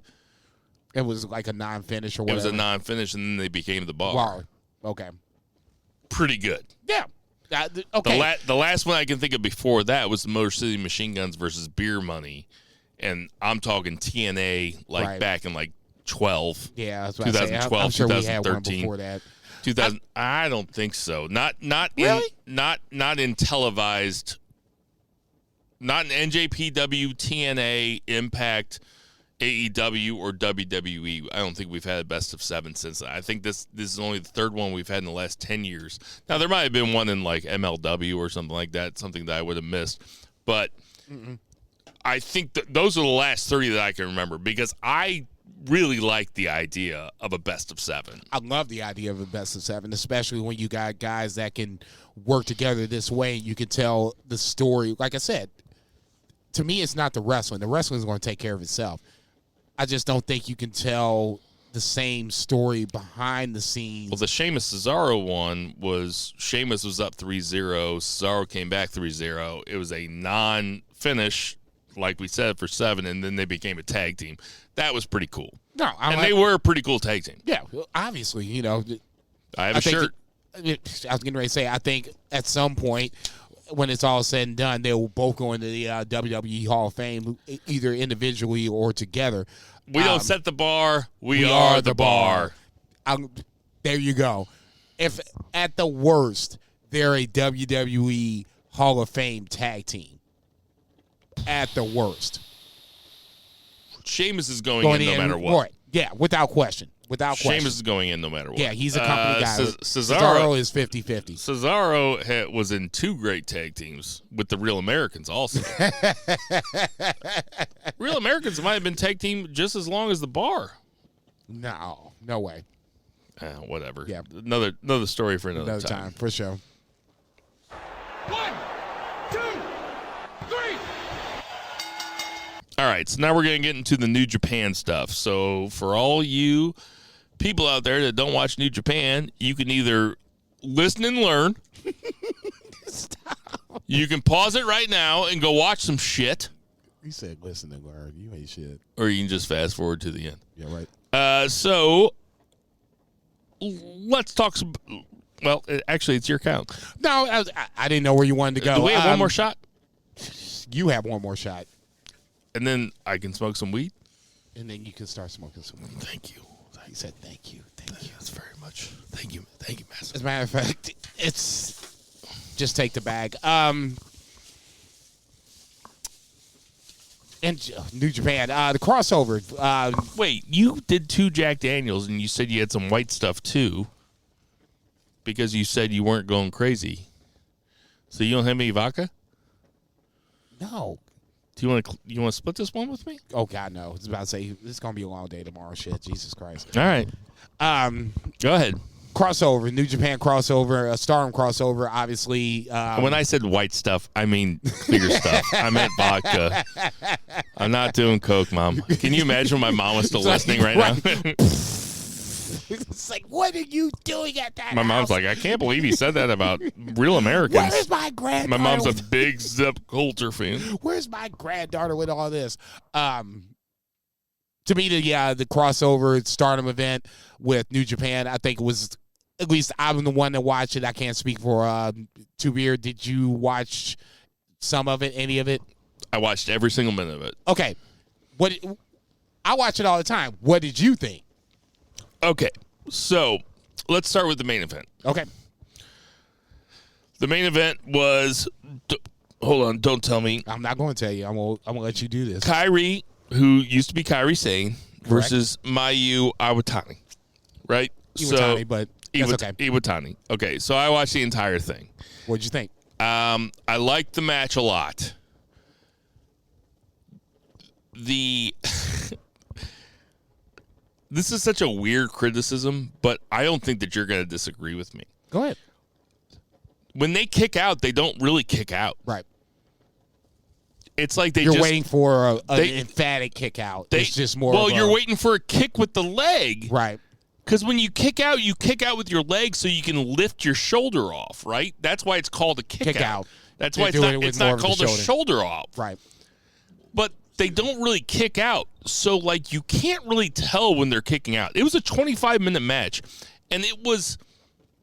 I gotta admit, I was taken out of it by how little effort they put into kicking out of it. Is that a fair criticism? No, it's totally fair. And there are times where after a high impact move, whatever the case may be, whether it's the insane elbow or some other crazy shit, and I'm just like, okay, and this is the guy that watches the shit on the regular. I'm like, okay, this is the finish. And you just see you watch Stardom on the regular. I'm down like 3 shows. I'm already mad at myself. I watch this on the regular, okay? The fact that it's the shoulder does bother me. The other fact is... Thank you. Okay. They don't say you got the bag over there. They don't... Oh, sorry. I don't know what you give me that for. But they don't kick out. I'm not asking them to kick out. For me, I am. Okay. For me, this is more about the story being told behind the scenes. If the kick out is the worst thing that I have to complain about, so be it. The fact that we're telling good stories, dare I say great stories in some form or fashion, I don't have a problem with that. There's certain things that I can overlook. All right. There's certain things I can't. I'll tell you the good stuff then. Okay. In that main event, Iwatani versus Kairi. Yeah. It was clear that Iwatani was the underdog, and they were like Kevin Kelly was clearly trying to tell the story that it was her trying to topple the mountain that was Kairi. And he got me into it. I was like, okay, here we go. Now, by the last 5 minutes of it, I was like, I want to see her go over. And then they put Kairi Sane over, and that's good wrestling storytelling because that's me thinking, okay, now I want to watch the next one because I want to see her go over the next time, right? Yeah, for sure. So, and this is the guy that, and I'll just say it on my part, I had no rooting interest. I just wanted to see it happen. But as the match started to progress, I wanted to see Mayu win the match. Obviously, they can work. Yeah. No doubt about that. And Kairi Sane is the old WWE hand who, on this podcast, she's been WWE within the last 3 years. She's been on this podcast. We talked about her. Oh, for sure. And she is fantastic. Without question. She's got the big elbow drop. I forget what they call it. Insane elbow. That match was awesome. Except for the kicking out. I mean, it kind of takes me out of it. I get it. I'm not going to sit here and say that it shouldn't. But for me personally, I've watched it enough to where I can look past that and we can move to the next spot. Okay, so I'll go to some other highlights. I'll go to this is your first time seeing Stardom, so I want to see what you think about it. Okay, well, I'm not going to talk about Ospreay versus Umino. We'll talk about that later. Okay, I'll go to the women. Yeah, which start and Kairi Sane is the first IWGP Women's Champion. Congratulations. For sure. More than deserving. She's awesome. Either one could have won it. Ultimately, this is about marketing and who do you think you can market right now immediately. I really enjoyed Sayuri and Tom Lawler versus Julia and is it Julia? Julia, Zack Sabre Jr. And Zack Sabre Jr. Yeah. Enjoyed the fuck out of it. It made sense when they put those people together. I understood MMA versus MMA. I understood why they were why they were on teams with each other. Enjoyed the shit out of it. The Rumble or the Battle Royal I could have done without. Yeah, that's for people to get in the seats. Trust me, you didn't miss anything on that. I'm not going to talk about the Faces versus House of Torture. Don't care. Queen's Quest versus Donna Del Mendo. That's when we reel you in. That's when we can talk about that. Dookie, El Desperado, Starlight Kid, Momo Watanabe, and Starlight Kid versus Kanemaru, Taichi, and Mialtar. Does it sound like I'm trying to order off some menu I've never seen before? Go big. Hey, can I have the Taichi, the Kanemaru? Can I have the Kanemaru roll? Now that's not racist because I'm making fun of myself. Right. Okay. I was like, he said Melter. Oh yeah, I know who that is. Tam and Natsupoi. So they're the tag team champs. This is where if you don't watch it on the regular basis, this is where it can start to get to be a bit of a drag because you don't know what's what, you don't know who's who, and I totally get that. For me personally, I wasn't expecting anybody else to watch it but me because to me, it's my two favorite promotions on the same time, on the same stage, on my birthday. Yes, I have to watch it, okay? And I'm paying the price for it because I'm a little under the weather. But for Bill, I just really want him to watch the main event. You know, Zach's watched, Stardom enough to where I think he can be somewhere in the gray per usual, where me and Bill are the extremes. I just wanted him to see at least a Stardom match, maybe a second one, and if that point we can reel him in to Stardom, so be it. For me, for this match, it was all about when you have Starlight Kid and Momo together, and you have Jesus Christ, it was all like very, what's the word I'm looking for? Very in sync. People that made sense as partners were partnered together. Taichi and there was synchronicity between the two. Like, it made sense that Zack Sabre Jr. and Julia were together. Yes. It made sense that you had Tom Lawler and Shuri together. For sure. Okay, so at that point, it was not going to be a 5-star event. It was basically a scenario where you can hopefully get casual eyes, to the guy across from me, to watch it. So now maybe you can get one person that you can look at, and then walk going forward and look at Stardom going forward. Now there was one moment during this pay-per-view where I was like, I know it's an audio medium, but just picture me watching it with my eyes almost closed, and then my eyes opened up real wide. Oh, fuck. And it was when Tanahashi slapped the fuck out of Micah. Is that how you say it, Micah? Yeah. Micah? No, you said it. No, you said it perfectly. He slapped the fuck out of her. Micah and Goto when they were paired together, that was like the perfect pairing because they're like they both so underrated. But if you roll the ball out and you put them in a match, they can have if Micah was in the 5-star where they have the 5-star, if Michael was in the G1, but they have that, it's called the 5-star. It's basically the same thing. Yeah. You roll her out, and she can have a great match with anybody out there, but she's not in that spot to win the title. Right. She took that smack. I was like, uh-oh. You might have just fucked up, Tanahashi. I guess there was a lot of fun spots in that match because that match was intergender, and the women got a lot of offense and a lot of, credible offense. Apologies to Bob Holly, but a lot of credible offense. In a Japanese society, that's not supposed to happen. And I think that's opening. It's definitely weird. Now, what I've heard about, because I was reading about Japanese intergender wrestling, and what I've heard about is this match between Suzuki and Minoru Suzuki and Asuka. I forget what she used to be called before she was Asuka in Japan. It started with a K, and I can't think of it right now. But there was some match that they had that was an intergender tag team Brutal match as fuck. that was supposed to be super fucking brutal. Yeah. Like, to where it made a lot of people uncomfortable because Yeah. Suzuki Beat the dog shit out of her. and Asuka always said, he trained me. You know, like, it didn't bother her because that was her teacher. Yeah. And That that's was what, that's what you're supposed to do. I'm not trying to make an Asian thing here, but that's Pai Mei and the bride from Kill Bill. You know, like that senpai type shit. never bothered her. But apparently it's supposed to make you really uncomfortable. And it kind of makes me want to seek it out. Have you watched it? I haven't watched it from beginning to end, but I've seen clips to where it's a little cringy.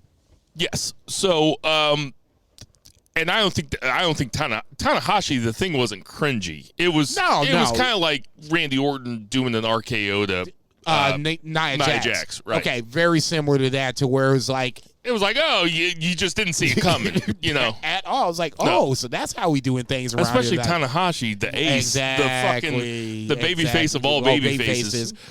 When he smacked Mike, I was like, oh, no, you did not. So I enjoyed it. I will watch another Stardom pay-per-view. The big one is coming up on the 29th. It's basically I'll watch it when it's free.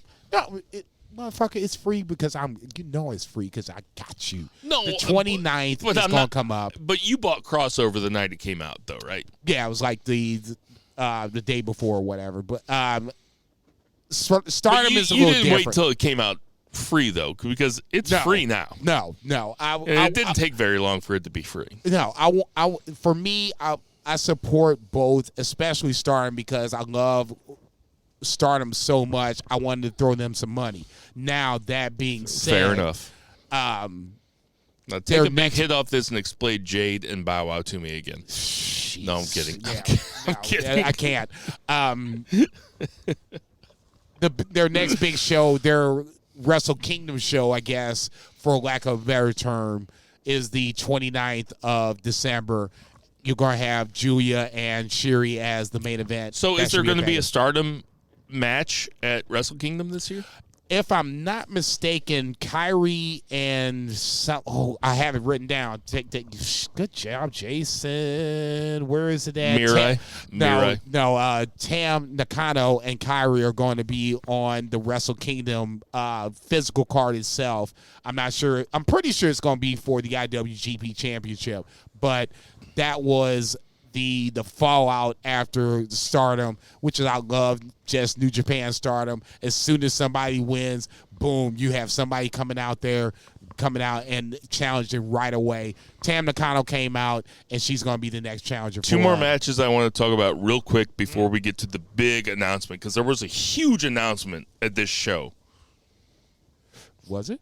Oh, yeah. Big time. Wrestle Kingdom announcement. Huge Wrestle Kingdom announcement of this show. We haven't talked so long. But United Empire and Catch-22 defeated LIJ. Okay. I mean, I'm not. I like Catch-22 a lot. I do. I love the fact that it's TJP feeling like the senpai versus and we also Francisco Kira as the his mentoree, if you will. We also had Chaos and the Great Muta defeat United Empire.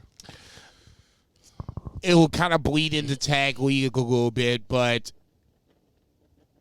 this is the fact where Muta spits missed in Okan's face, and now Okan comes out the first couple of nights spitting mist and not hitting where he's supposed to. It's all check marks for for Great Muta on the way out the door. No problem with this. Is Great Okan the natural heir to Great Muta? Is he giving Great Okan the mist? Because it feels like he's giving Great Okan the mist.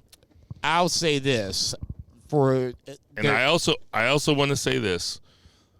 that Great-O-Khan's only been around since 2018, which is when we first started talking about the NJPW, I believe. Maybe no, it's about 2018. He was young lion, but we really haven't started talking about it until like really recently, last year and a half. He gets it. I really think he does get it, and he has one of those entrances that is almost so over the top, you can't take it. I say, come on, motherfucker, get your ass down. But here. it's also like, he gets it. I don't think that Great-O-Khan gets high in his own supply. I think that he realizes that this is a show, and I'm a part of the show, and I'm going to be as funny or cool as possible. Kaito Kiyomiya wrestled Great Muta, Keiji Muto in this scenario, and Noah defeated him, and he kind of gifted him some. He being Great Muta gifted Kaito Kiyomiya some of his moves.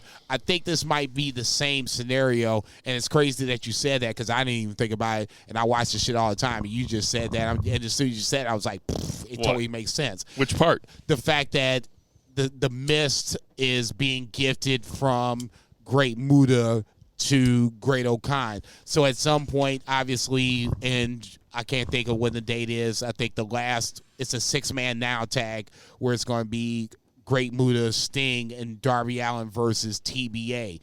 That supposedly is going to be the Great Muta's last match. It's going to be January of 2023. I think it's the 23rd. Whatever. Doesn't matter.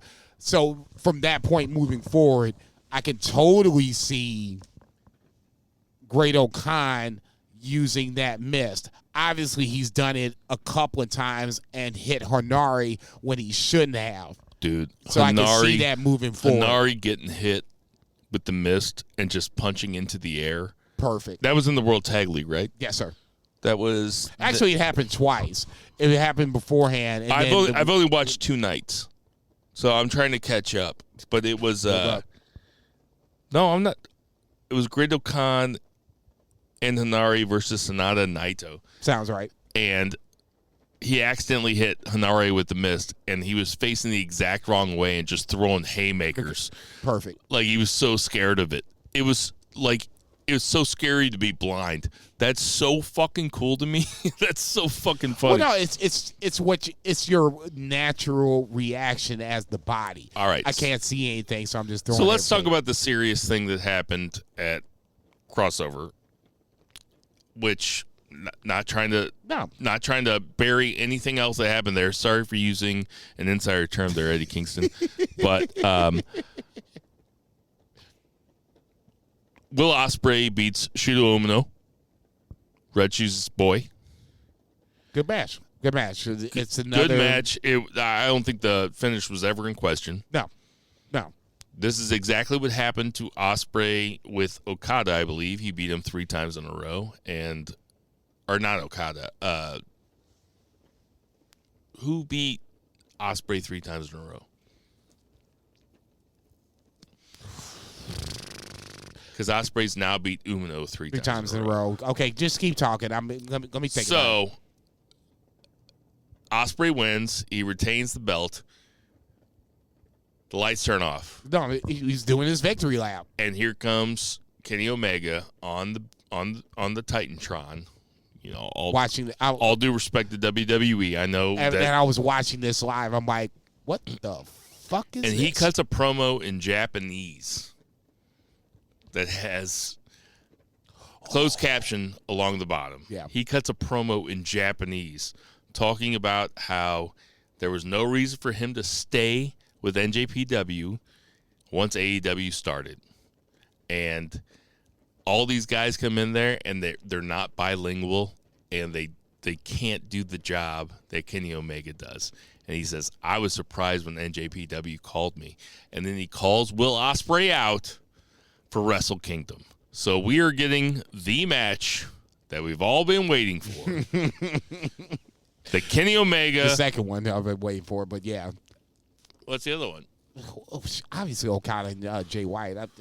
To me, that's... I can never. You'd rather watch Okada Jay White than Ospreay Omega? No, of course not. Look, I'll just say this. As the guy watching it live, I watched the... I didn't know Omega was coming out when I was watching. Hell no. To me, it was just and I watched it yesterday. Okay, I'm just like, okay, no big deal. It's, Will Ospreay, retains. I'm just like, okay, so now what? I'm thinking in my head, this is Naito's spot. This is where Naito gets back in. I'm a mark.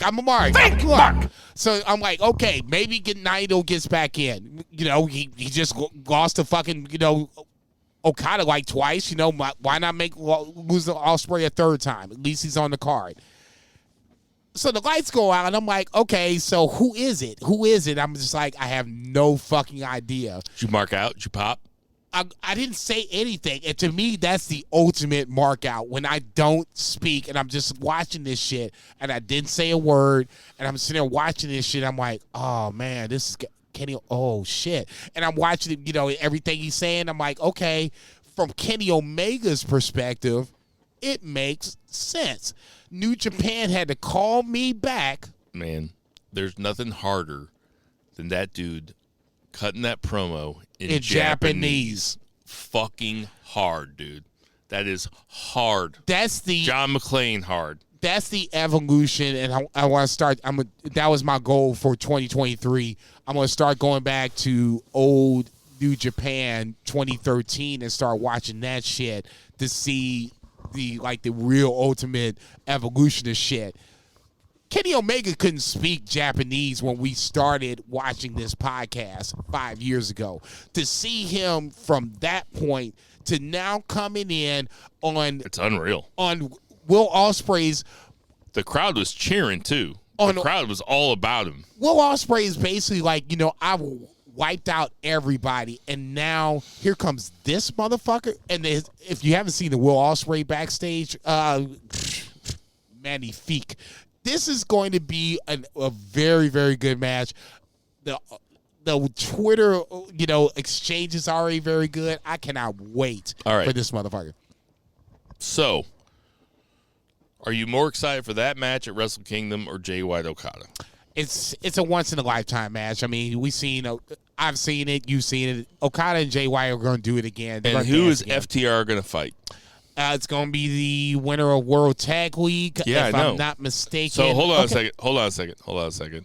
That'll do it for a 3 count. 1, 2, 3. This is banned from ringside. All right, for odds and ends. So we got the World Tag League, right? Yes. I've watched 6 of these matches. I know there's been 4 nights, so I got some catching up to do. Okay. Right? 4 nights? I'm up to date, so I just wanted to make sure that I'm looking. Well, you can. Okay, from here on out, there's spoilers on the World Tag League for you one person out there that might want still listening. You're right, or not that wants to know. Oh, there's thousands of people still listening. So, who is the tag team out of these 10 teams that you are making sure that you're watching? Aussie Open for sure. Flying Tigers, that's Robbie Eagles and Tiger Mask. I think they can just wrestle with anybody. Outside the New Japan world, Ace Austin and Chris Bay have a really good chemistry. I hate the fact that they're together, but New Japan just does a really good job just putting guys over. Lindemann Alexander is a little weird. You're talking about the junior tag. I'm just going okay. Across the board. I'm not watching the junior tag, so go ahead, do your shit. Okay, so for just World Tag, yes. Aussie Open just stands out, obviously, because they're still not in it. They're in the junior. Right? Aussie Open is World Tag League. Who are they? That's Mark Davis and Kyle Fletcher. Yes. Yes. Okay. Yes. That's World Tag League. That's they don't call him Aussie Open in it. Well, Kyle Fletcher. Well, I've been watching the Japanese commentary. Okay, actually. Obviously, because you can pick every match instead of watching the whole thing. Obviously, they stand out amongst all. We should. Okay, hey everybody that's listening, pretend you're a jury, and pretend I'm the judge that just said strike that from the record. Aussie Okay, I'm Open back with stands you. out, and then TMNK, the Mighty Don't Kneel, Shane Hayes and Mikey Nichols. I think they really They're stand awesome. out as well. They're awesome. They're the two teams from World Tag we can stand out. If you said you haven't watched Super Juniors, then that doesn't matter. Those to me are the two World Super. What about World Coughlin Tag and Leagues. Kidd though? They're going to take the lumps, but it's Alex Coughlin I've seen on New Japan Strong a ton, and this is his thing. He's the Tyler Bate. He reminds me a lot of Tyler Bate, and I said it the other day. He can throw anybody around the ring, and he doesn't look like he can do it, but he can do it. There's only one team right High now that ceiling. has 0 points. It's that team. How's it, Georgia? Oh, that's right. Both sides have 0 points. I keep waiting for them to go on that run, but they haven't done it. Hopefully, I haven't jinxed us to see them go on that run. But yeah, good shit. It's not going to keep that way, but it's going to. As we get closer to the end, we'll probably talk more about the World Tag League. But yeah, for sure. I'm enjoying what I'm seeing. It's not been good. I'll tell you what. It's not been great. It's been good. I'll tell you what I really like is No, Jesus. Yano and Tanahashi. Yeah, I knew you were going to say it. Or Fuck as Yano. I like to call him Yano-Hashi. This is Banned from Ringside. Some NXT stuff to talk about. Braun Breaker and Apollo Crews sit down at a diner and they just have a conversation. God, it is like it's basically as good as Al Pacino and Robert De Niro in Heat. Very impressive. Kiana James, whose whole gimmick thus far has been an accountant, basically. Her finisher is called the 401k. And just as somebody that used to work in retirement and talked about 401ks and IRAs all the time, I think that's a spectacular name for a finisher. The 401k. I mean, really, it's unbelievable. A couple other things. They had X-Pac and Road Dogg and Shawn Michaels and Molly Holly and I want to say Sunny. Alundra Blaze is Sunny though, right? No. Who's the chick that threw the thing in the trick? Yeah, well, what was her name at the time? Jesus Christ. Medusa? One and the same. They're basically one and the same. Okay. Anyway, those segments were not good. I didn't like them. Did you watch it? What did you talk about? Did you watch Dominic Dijaks? No, I didn't watch NXT, but I kind of know what happened. Who are the? I guess it's really two parts I wanted to talk about. Who did they name? Who the Iron Survivor? I guess opponent. I guess participants are. That's the word I'm looking for. Basically, it's everybody you think it would be. It's Carmelo Hayes, Duke Hudson, Grayson Waller, Apollo Crews. Neither one of the Creeds. JDM was there. It's just everybody you think it would be. So, Joe Gacy is in there. Okay, so don't make me think of these guys. Okay, all right.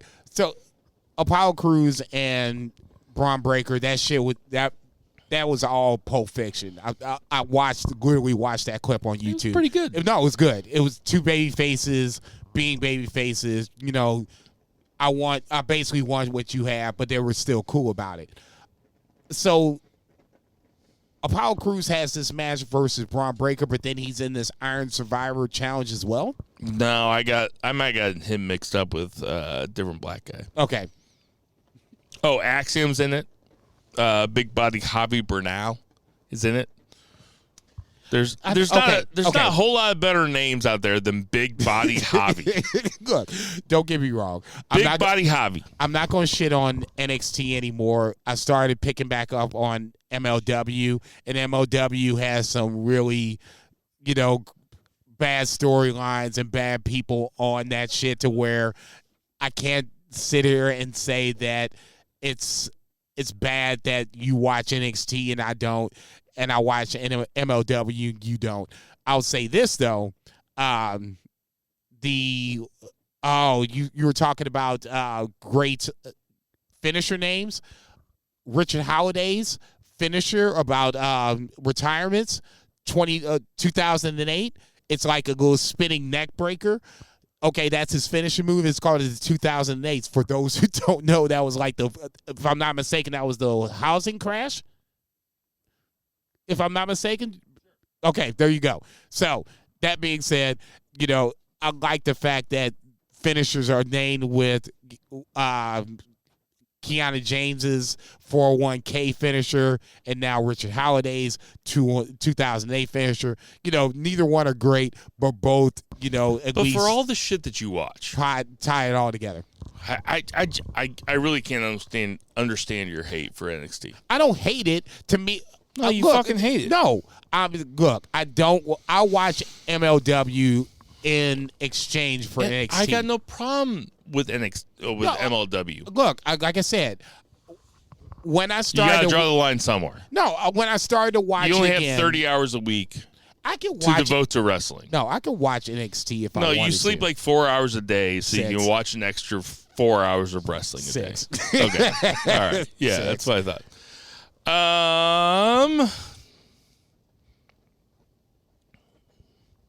No, Zoe Starks ended it. You always make fun of NXT by being like, "What, Zoe Starks?" Okay, Dominic Dijak had his. Who did he beat down? Dante Chen, who's also a pretty talented dude. No. Okay, so and we haven't seen each other. So like the week before, Wesley retained against Carmelo Hayes, and then was that on NXT? I didn't see it. Oh, okay. I didn't see the match, but apparently Wesley beat Carmelo Hayes to retain, and that's when Dijak was physically in the ring and he attacked Wesley. Don't know. Okay. I don't know. He cut a promo after this match against Dante Chen talking about how that was hard justice and that, like, a lot of people go to NXT to, like, run for cover, but he was there to fuck them all up. So, Dominic Dijak, here's what I'm going to say. Here's really what I want to say. Okay. Dominic Dijak has the look, the body, and the attitude to be a big-time WWE wrestler. And it seems weird to me that he has not gotten the look like he should have yet by Triple H. Like, he should be on top. He should be fighting Braun Breaker right now. Okay. Period. Okay. 100%. I guess here's my question, because you watch it all the time. When does Braun Breaker go to the main roster? Because at some point he has to leave. Probably after WrestleMania. You gonna wait that long? Yeah. Wow. He'll probably. I mean, he's a prodigy. Okay, then I'll go like this. Even if, I guess, whatever the next the takeover event is, where Braun Breaker and Deadline. Okay. Braun Breaker or Apollo Crews, obviously, for the title. Very excited to see that match. I'm kind of excited to see that too. That's going to be a great match. Apollo Crews can go. If you take all the bullshit away, he is all the stupid gimmicks he's ever had. This podcast is a big fan of Apollo Crews. If we're a monolith, this podcast is a big fan of Apollo Crews. Okay. And I'm also a big fan of Braun Breaker. I think so too. I think every time, and I don't watch NXT, but every time I see a Braun Breaker match, I see little things that he's improved on, and he gets better all the time. So that, for me, as the casual NXT, his thing with Apollo Crews the other night was pretty good too. It was good. Yeah. And that's kudos to both guys, because that's neither guy's strength. But both guys made me like, okay. You know what, Jason? You just nailed it. That's the point. It's neither one of their strengths. At all. But if Apollo Crews' strength is not talking, but you know what? He ain't bad at talking either. In this segment, they both had me at least saying, okay, he's got a point. Okay, he's got a point. And that has me at least going into the match, I want to see. not sure who's going to win. I want to see a And it's been WrestleMania long main time since event. that. I want to see a WrestleMania main event in 2030. That's Apollo Crews versus Chad Gable. Let those motherfuckers do No, I want to see that as a Wrestle Kingdom. Okay, I was getting ready to say that. Okay, that's why I wanted to go back and watch. What we didn't talk about was Leo Rush. Okay, I'll say it. I'll say it. This is banned from ringside. That's funny. Well played. I like the fact that Leo Rush seems like he is liking the fact that he's wrestling again. It's not about money. It feels like he's having a good time. He's one of the most talented guys out there. But for whatever reason, his love for wrestling and that talent has never really meshed. At least for now, it's going well. I'm not saying that they're going to win World Tag or Super Junior World Tag League. I just think that. I think they will. No, they're not. Leo and Yo? They're going to be in the mix, but I don't think they're going to win. Oh, I think they're going to win. Okay. I wish I could say you're wrong, but you're right on that track. This is banned from ringside. All right, there's some birthdays this week. We got Victor. Remember Victor? From the Ascension. Yes, he is 42. He's a full year younger than me. Hiromu. My dog. 33. Broken neck and all. Just Larry Zbyszko. Canadian. He's alive. Okay, perfect. I think. He's 69. Yeah, I was going to raise. That's fun. Dynamite Kid is passed away. Dynamite Kid was a fucking dynamo, though, within the squared circle. He would have been 64. I believe his nephews is some Bennington Bulldogs, I think, were signed to MLW. That has a Hart family bloodline. I think it's his nephews. Ravishing Rick Rude, born one day later than Dynamite Kid, also gone too soon. Ravishing Rick Rude was 64. On the list of guys that never won a major world championship, he was the world class championship wrestling champion in Texas, but never was the NWA, WWE, WCW champion. There's a book called The Squared Circle or Death in the Squared Circle or something by a guy named David Shoemaker. If you have a chance to buy this book, I recommend buying this book because he used to do this column on Deadspin when Deadspin was cool called Dead Wrestler of the Week. When Deadspin was cool. Well, when did Deadspin go south, man? Well, they fired everybody and they became a non-union okay, never mind. Newspaper. Okay. Yeah, they became non-cool. Speak on, my brother. But like 10 years ago, David Shoemaker used to write this article called Dead Wrestler of the Week, and he put them all together in a book called The Squared Circle, I think it's called, by David Shoemaker. If you have a chance to buy it, buy it. But each chapter was a wrestler that was dead, and he basically wrote an autopsy for each one. And, like, each one was, 12, 14 pages long, something like that. Incredible book. He did one about S.D. Jones. Wow. You remember S.D. Jones? Yeah, hell yeah, Special Delivery Jones. Yeah. The jobber of all jobbers, right? He was out, it's like, oh, see, he get ready to get beat. He does one about Rick Rude, though, and I've probably read, 8 or 9 times. It's incredible because it really talks about how Rick Rude was so edgy at the time because as gay as pro wrestling was back then, Rick Rude was the first one to put the gay out there, even though he wasn't gay. Not that there's anything wrong with that at all. But it's a fantastic review on a guy's career, and the guy passed away probably 15, 20 years ago. I mean, it's 2022. I mean, he probably passed away in the 90s. A hot minute. Yeah, it's been a hot minute. Unfortunately, he's probably the one of the guys that did the steroids and paid the price for it. But if you get a chance to read it, David Shoemaker writes about how he turned all these guys' homophobia against him. He was like, fuck. He's like, fuck you all you homophobes. Even though he wasn't gay, he was like, I'll act gay. But that was before you could act like Will and Grace gay. Right. You know? It's an I've read it a lot of times. I recommend it. The Squared Circle by David Shoemaker. Find it out. Anyway, Rick Rude would have been 64. Same age as Dynamite Kid. Both gone too soon. No Sonny. doubt. I think she's back in jail again. She's definitely alive. Well, she's 50. And ACH. Have we seen him?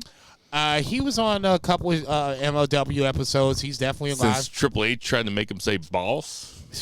Was that Triple H or was that Vince? Well, it was NXT. I guess, yeah. Vince ain't watching NXT.